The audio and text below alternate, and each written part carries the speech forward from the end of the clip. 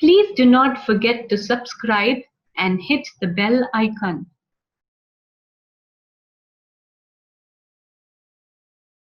Lost and Found by Oliver Jeffers. Once there was a boy, and one day he found a penguin at his door. The boy didn't know where it had come from, but it began to follow him everywhere. The penguin looked sad, and the boy thought it must be lost. So the boy decided to help the penguin find its way home. He checked in the lost and found office, but no one was missing a penguin. He asked some birds if they knew where the penguin came from, but they ignored him. Some birds are like that. The boy asked his duck, but the duck floated away. He didn't know. That night, the boy couldn't sleep for disappointment. He wanted to help the penguin, but he didn't know how. The next morning, he discovered that penguins come from the South Pole.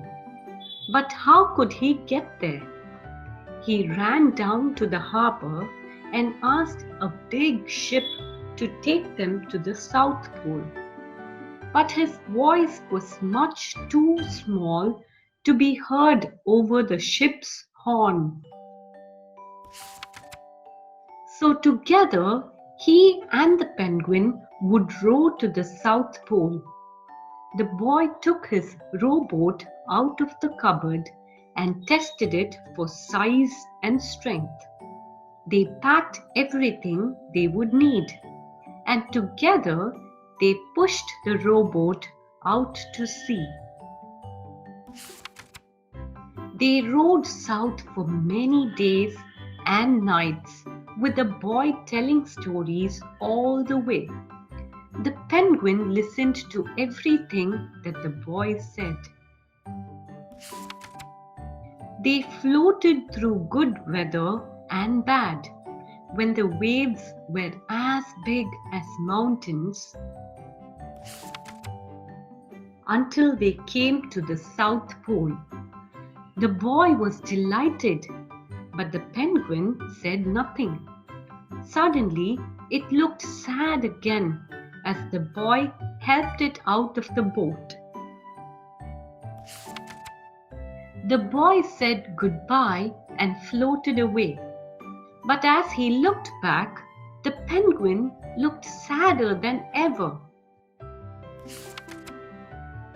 It felt strange to be on his own, and the more he thought, the more he realized he was making a big mistake.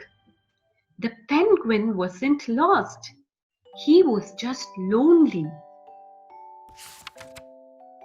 Quickly, he turned the boat around and headed back to the South Pole as fast as he could. At last, he reached the pole again. But where was the penguin? The boy searched and searched, but he was nowhere to be found. Sadly, the boy set off for home. There was no point telling stories, because there was no one to listen except the wind and the waves. But then the boy saw something in the water ahead of him. Closer and closer he got until he could see the penguin. And so the boy and his friend went home together, talking of wonderful things all the way.